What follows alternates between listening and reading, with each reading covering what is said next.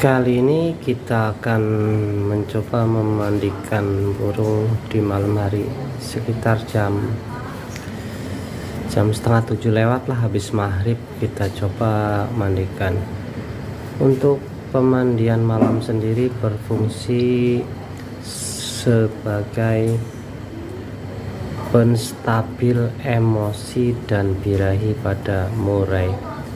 Ada sebagian orang yang bilang pemandian malam untuk meningkatkan fighternya.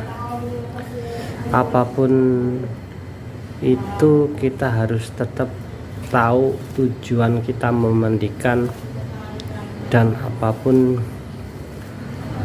yang kita lakukan harus selalu ada alasannya, biar nggak salah kaprah dan ikut-ikutan orang. Terima kasih, salam sukses, kicau mania.